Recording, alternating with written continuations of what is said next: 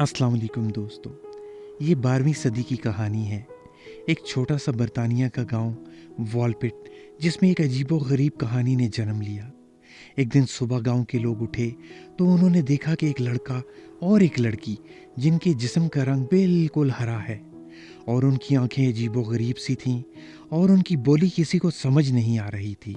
ये बच्चे कहाँ से आए थे? इनका इतिहास क्या था? आइए इस कहानी को आगे बढ़ाते हैं और जानते हैं ये बच्चे असल में कौन थे। ये 12वीं सदी का वाक़या है। एक दिन सुबह वॉलपेट गांव के लोगों की आंख खुली तो उन्होंने देखा दो बच्चे जिनका रंग बिल्कुल सब्ज है।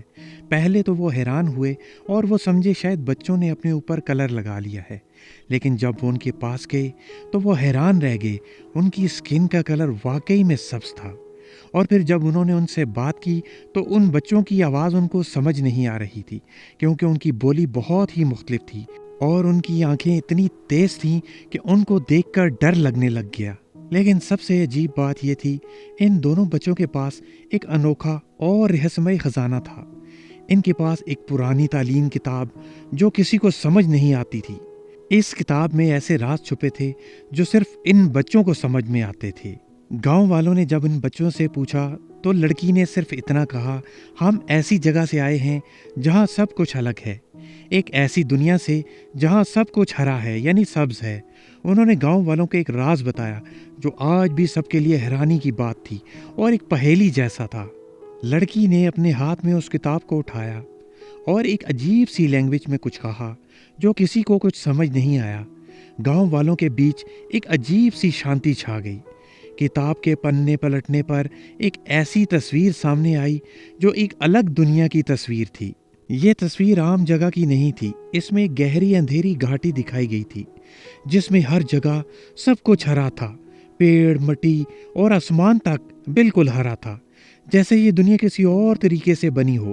तस्वीर के एक कोने में एक बड़ा सा दरवाज़ा था जो किसी सुरंग की तरह लग रहा था। लड़की, जिसका नाम फैनी रखा गया था, धीरे से बोली, ये वही जगह है जहां हम रहते थे, एक दुनिया जो हमेशा अंधेरों में डूबी रहती है। तो गांव वालों के बीच एक अजीब सी खामोशी छा गई।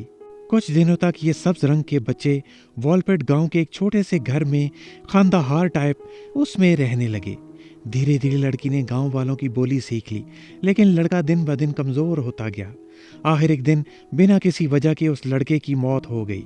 गांव वाले लड़के की मौत से शॉक थे और वो इस बात को समझ नहीं पाए, लेकिन लड़की ने सिर्फ इतना कहा, वो हमारी असली दुनिया से बहुत दूर आ गया था, इसीलिए उसका वहाँ लौटना मुमकिन नहीं रहा।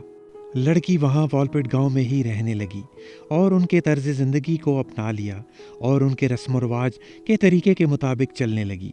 उसने बताया कि उसका घर एक ऐसे अंधेरों की दुनिया में था जहाँ कभी रोशनी नहीं हुआ करती थी और ना ही कभी उन्होंने सूरज चमकता देखा था। उस दुनिया में लोग भी थे, लेकिन सब हमेशा चुप रहते थे और एक ही जैसी हरकत करते थे।